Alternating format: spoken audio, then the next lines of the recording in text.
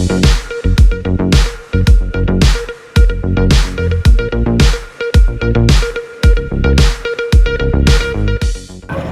రోజున షెడ్యూల్ కులాల వర్గీకరణ అంశంపై మొదటిసారిగా అసెంబ్లీలో మా రెల్లి గురించి ప్రస్తావించినటువంటి గౌరవనీయులు డిప్యూటీ సీఎం అయినటువంటి మన కొనిదెల పవన్ కళ్యాణ్ గారికి మా రెల్లి కులాల వారందరూ కూడా ఎంతో ఆయనకి రుణపడి ఉంటారని మరి ఈ సందర్భంగా ఆయనకి ప్రత్యేకంగా అభినందిస్తూ ఉన్నాం. అంతేకాకుండా మన గౌరవ ముఖ్యమంత్రి వర్యులు కూడా మన రెల్లి గురించి ప్రస్తావించడం కూడా వారికి కూడా ప్రత్యేకంగా అభినందిస్తూ, ముఖ్యంగా షెడ్యూల్ కులాల వర్గీకరణ అనేది ఎవరైతే ఈ యొక్క రిజర్వేషన్ ఫలాలు అందినటువంటి వారి గురించి ప్రత్యేకంగా ఈ వర్గీకరణ రిజర్వేషన్ ఇంప్లిమెంటేషన్ చేస్తున్నటువంటి విషయాన్ని ఈ రోజున మన ప్రభుత్వాలకి రెల్లి కులాల ఐక్య వేదిక ద్వారా మేమందరూ కూడా తెలియజేస్తూ ఉన్నాం. ముఖ్యంగా ఈ రోజున రాష్ట్రంలో ఈ రెల్లి కులాలు వారు సుమారుగా 3% పైబడి ఉన్నారన్నటువంటి అంశాన్ని మరి ప్రభుత్వానికి తెలియజేస్తూ, మరి గతంలో ఇచ్చినటువంటి 1% వల్ల మరి ఆనాటి ఎవరైతే 1% రిజర్వేషన్ ప్రకటించారో అది మహిళలు కేటాయించడం వల్ల ఎక్కువ మా యొక్క రెల్లి కులాల్లో పురుషులు ఎక్కువ విద్యాపరంగా అన్నిట్లోనూ వాళ్ళు ముందుగా ఉంటారని, మరి చాలా తక్కువ 100కి 10-20% మాత్రమే మహిళలు చదువుకొని ఉన్నారని, ఆ రకంగా గతంలో ఇచ్చినటువంటి ఈ యొక్క 1% వర్గీకరణ ద్వారా మాకు ఇచ్చినటువంటి రిజర్వేషన్లో కూడా మాకు చాలా నష్టం కూడా వాటిల్లిందని, ముఖ్యంగా భవిష్యత్తులో జరగబోయే వర్గీకరణ ఏదైతే ఉందో అది జనరల్ కేటగిరీగా పరిగణలోకి తీసుకోవాలని చెప్తూ ఈ మీడియా ద్వారా మేము తెలియజేస్తూ ఉన్నాం.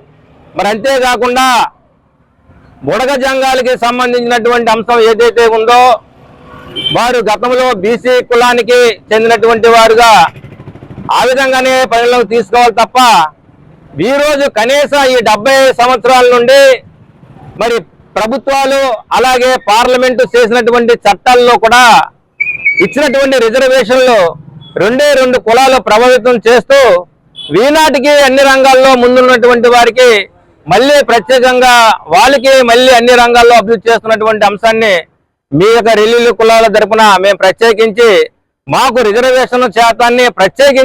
రిజర్వేషన్ శాతాన్ని ముఖ్యంగా అన్నగారి అణచివేయబడి సమాజంలో నేటికి అనేక చోట్ల ఏదైతే వెనుకబడ్డ కులాలుగా మేము జీవిస్తున్నామో ప్రత్యేకించి మాకు రిజర్వేషన్ వెసులుబాటు ఆ రకంగానే జనాభా ప్రాతిపాదికన కాకుండా మాకు వెనుకబడి కులాలుగా మాకు గుర్తించి రిజర్వేషన్ శాతాన్ని మాకు పెంచాలని మేము తెలియజేస్తూ, దానికి సంబంధించి ఏదైతే ఈ రెల్లి కులాలకి సంబంధించినటువంటి మేము ఒక ప్రత్యేకమైనటువంటి లిపిలేనటువంటి భాషను కలిగి మరి ఆనాటి నుండి ఈనాటి వరకు కూడా మా పూర్వీకుల దగ్గర నుండి గిరిజన సంప్రదాయ సిద్ధాంత సంస్కృతి సంప్రదాయాలను కూడా కొనసాగిస్తున్నటువంటి మాకు అసలు నిజానికి షెడ్యూల్ ట్రైబల్లో గిరిజన సంప్రదాయం ఉన్న షెడ్యూల్ ట్రైబల్లో ఉన్నటువంటి మాకు ప్రత్యేకంగా అన్ని రంగాల్లోనూ కూడా ఏదైతే మా భాషకి మాకు లిపిలేదు ఉన్నటువంటి వారికి మరి వేరే వాళ్ళని తీసుకొచ్చి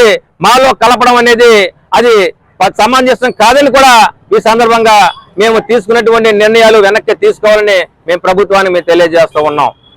మరి అంతేకాకుండా ఏదైతే ఏబిసి వర్గీకరణకి సంబంధించినటువంటి అంశాలు ఏదైతే ఉన్నాయో రాష్ట్రాల్లో ఉన్నటువంటి వారికి అన్ని రకాలుగా అన్ని రంగాల్లోనూ కూడా వెనుకబడి ఈ రోజున ఏదైతే క్యాబినెట్ లో ఏదైతే మన మంత్రివర్యులతో ఏదైతే ఈ క్యాబినెట్ లో వర్గీకరణ అంశాన్ని కమిషన్ కి ప్రవేశపెట్టారో ఆ యొక్క క్యాబినెట్ లో ఉన్నటువంటి మంత్రులు ఎవరైతే ఈ యొక్క కమిషన్ కి అధ్యయనం చేశారో ఈ రెల్లి కులాల్లో ఉన్నటువంటి రాష్ట్రంలో ఉన్నటువంటి రెల్లి కులాల వారందరి తరపున మా గురించి కానీ మా స్థితిగతుల గురించి కానీ, మా పడుతున్నటువంటి కష్టాల గురించి కానీ, మా వెనుకబాటుతనం గురించి కానీ ఆ రక రాష్ట్ర స్థాయిలో అధ్యయనం చేసినటువంటి కమిటీ వారికి ఏమైనా దాని గురించి ఏమైనా అవగాహన ఉందా అని కూడా మేము ఈ సందర్భంగా తెలియజేస్తూ ఉన్నాం. ఆ యొక్క కమిటీలో కూడా ప్రత్యేకించి మా రెల్లి వారు ఎవరో ఒక ఉండాలి. మరి ఈనాటి వరకు కూడా ఒక్కటే ప్రభుత్వానికి మేము విజ్ఞాపన చేస్తూ ఉన్నాం. ముఖ్యంగా మేము పడుతున్నటువంటి కష్టాలు ఏదైతే ఉన్నాయో అణగారిన వర్గాలుగా, అణిచివేయబడి వర్గాలుగా ఈనాటి మాకు జరుగుతున్నటువంటి నష్టాలు ప్రభుత్వానికి అలాగే అసెంబ్లీలో కూడా మా గురించి చర్చించేవారు లేక, ఈనాడు కూడా మా గురించి ఎవరు ప్రస్తావన లేక మేము ఈనాటి వరకు విద్య, ఉద్యోగ, ఉపాధి, రాజకీయ రంగాల్లో కూడా అణిచివేతగా ఉంటున్నామని ఇప్పటికైనా మమ్మల్ని గుర్తించి మాకు ప్రభుత్వాలు ప్రవేశపెడుతున్నటువంటి అన్ని అవకాశాల్లో కూడా మాకు ప్రత్యేకమైనటువంటి మినహాయింపు, ముఖ్యంగా మా వెనుకబాటుతనాన్ని దృష్టిలో పెట్టుకుని మాకు రిజర్వేషన్ శాతాన్ని పెంచాలని మరొకసారి ప్రభుత్వాలకి మా విజ్ఞాపన ద్వారాగా రాష్ట్ర స్థాయిలో ఉన్నటువంటి రెల్లి కులాల జాయింట్ యాక్షన్ కమిటీ ద్వారాగా మేము తెలియజేస్తూ ఉన్నాం. ఈరోజు ఎన్నో సంవత్సరాల ఆవేదన, ఆందోళన, ఏబిసిడి వర్గీకరణ అనేది గతంలో చంద్రబాబు నాయుడు హయాంలోనే జరిగింది. అయితే కొన్ని కారణాల వల్ల, కొన్ని జాతుల వల్ల కోర్టుకి వెళ్ళడం వల్ల ఎస్సీలంతా ఒకటే అనే నినాదంతో అభివృద్ధి చెందిన నాయకులు దాన్ని అడ్డుకోవడం జరిగింది. ఈరోజు కూటమి ప్రభుత్వం ఈ ఏబిసిడి వర్గీకరణ తప్పనిసరిగా చేయాలనే ఉద్దేశంతో చేయడం చాలా సంతోషమైన విషయాన్ని తెలియజేసుకుంటున్నాను. అందులో భాగంగానే స్వాతంత్రం వచ్చినప్పటి నుండి ఈ రోజు వరకు కూడా మాకు అన్యాయం జరుగుతూనే ఉంది. ఏ ప్రభుత్వానికైనా మా ఎస్సీలైన మేము సహాయ సహకారాలు అందిస్తూ వాళ్ళకి నెగ్గించి భుజాల మీద పెట్టుకుంటుంటే ప్రభుత్వాలు మాకు అడుగు దొక్కుతున్నాయి. రెండు కులాలు ప్రయోజకులుగా ఎదురుకెళ్తున్నాయి. రెల్లి అన్న ఉద్దేశం ఏ నాయకుల్లోనే లేదు. అయితే క్రమేపీ ఈ మంజశ్రీ నీల వెంకటేశ్వరరావు గారి ఆధ్వర్యంలో ఎన్టీఆర్ గారు వచ్చినప్పుడు రాజకీయం ఎలా తెలిసిందో, ఈ నాయకుడు నీలాపు వెంకటేశ్వరరావు గారు వచ్చినప్పుడు రెల్లి కమిటీ కూడా ఉందని చాటి చెప్పిన నాయకుడు నీలాపు వెంకటేశ్వరరావు. ఈ తరుణంలో ఉసామే హరా కమిటీ వచ్చింది. రెల్లీలు బాగా వెనకబడి ఉన్నారని చెప్పి నివేదిక ఇచ్చి వెళ్ళింది. జస్టిస్ మిశ్రా రామచంద్ర కమిషన్ వచ్చింది. రెల్లీలకు ప్యాకేజ్ ఇవ్వాలి, వాళ్ళు బాగా అంతరానితనంగా ఉన్నారని చెప్పేసి వాళ్ళు నివేదిక ఇచ్చింది. కమిషన్లు ఎన్నేసినా కానీ, నివేదికలు ఇస్తున్నా కానీ ప్రభుత్వాలు చిన్న చూపే చూస్తున్నాయి. గణాంకాల్లో 97 లెక్కల ప్రకారం 1%, ఆ రోజు 1%, ఈ రోజు 1% అంటే ఈ 35 సంవత్సరాల నుంచి రెల్లీలు ఎదుగుదల లేదా, రెల్లి జనాభా పెరగలేదా? సుమారు ఉత్తరాంధ్ర దగ్గర నుంచి లెక్కేసుకుంటే ఈ రోజు 14-15 లక్షల మంది ఉన్నారు. రకరకాలుగా చెప్పుకుంటూ మా గణాంకాన్ని తగ్గిస్తూ రెల్లీలకి తేలిన అన్యాయం జరుగుతుందని చెప్పి ఈ సందర్భంగా తెలియజేస్తున్నాము. కాబట్టి మేము కూటమి ప్రభుత్వానికి సహాయ సహకారాలు అందించి ఘన విజయంలో సాధించడంలో మేము ముందడుగుంది. ఇవన్నీ దృష్టిలో పెట్టుకొని మా వాణి వినిపించడానికి అసెంబ్లీలో ఎవరు లేరు. రెల్లీలు పెద్ద కొడుకుగా నేను ఉన్నాను, మీరు ఆవేదన చెందొద్దని చెప్పి పవన్ కళ్యాణ్ గారు నిన్న అసెంబ్లీలో 10% రెల్లీలు ఉన్నారు కాబట్టి న్యాయం చేయాలని చెప్పి ముఖ్యమంత్రి గారిని అడగడం జరిగింది. అదే విధంగా ప్రతి ఎమ్మెల్యే, ప్రతి నియోజకవర్గం ఎమ్మెల్యే రెల్లీల కోసం ప్రస్తావించి మాకు న్యాయం చేయండి, మా కాళ్ళు కడిగి నీళ్లు ఎత్తివేయద్దు, మా భావితరాల పిల్లల భవిష్యత్తు మీ చేతిలో ఉంది కాబట్టి ప్రాధాన్యపడుతున్నాను.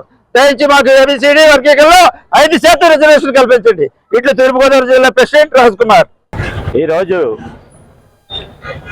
రెల్లి కులాల తరఫున రిజర్వేషన్ శాతంలో జరిగిన నష్టానికి బాధతో అంబేద్కర్ గారికి పూలదండ వేసి ఆయనకి వినతి పత్రం సమర్పించి మా ఆవేదనని, నిరసనని తెలిపాం.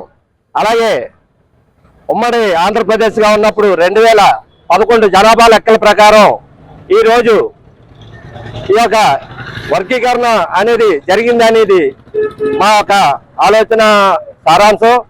కానీ ఇప్పుడు జరిగిన ఈ రిజర్వేషన్ విధానం అయితే విడిపోయిన రాష్ట్రంలో ప్రకటించిన విధానంలో ఉంది అని అనుకుంటున్నాం.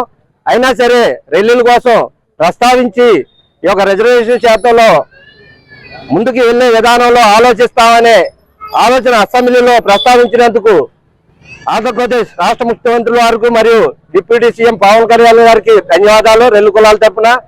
అలాగే మేము కోరేది ఏమిటంటే,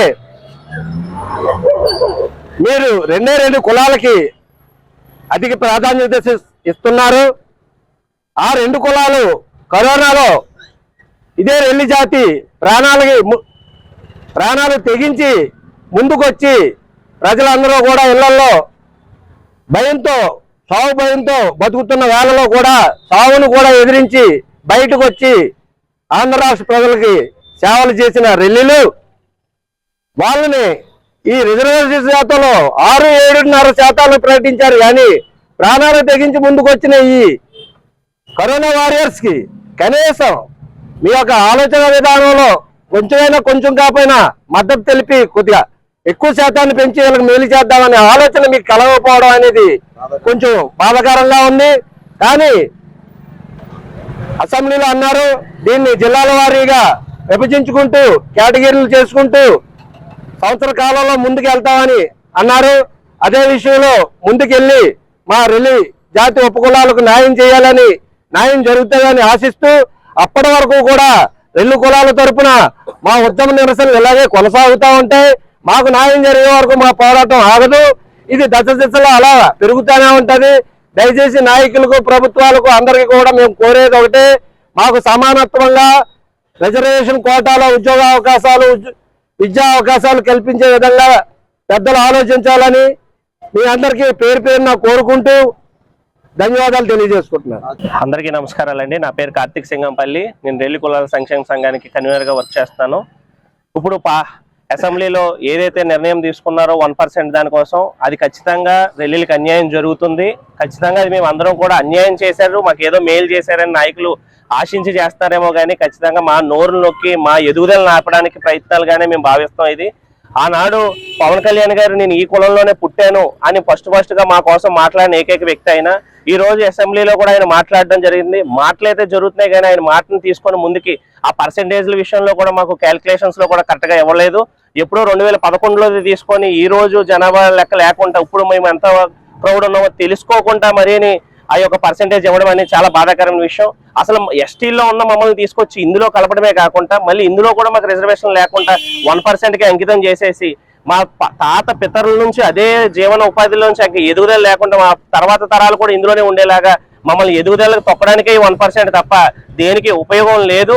ఎందుకంటే ఆ 1% అనేది ఏ మాత్రము కూడా మా ఎదుగుదలకు పనికి రాదనే విషయాన్ని మేము సదుపాయంగా తెలియపరుచుకుంటాం. దయచేసి ప్రభుత్వాలకు మేము చేస్తున్న వినపం ఒకటే, అయితే మమ్మల్ని తీసుకెళ్లి ఎస్టీలో పడేయండి.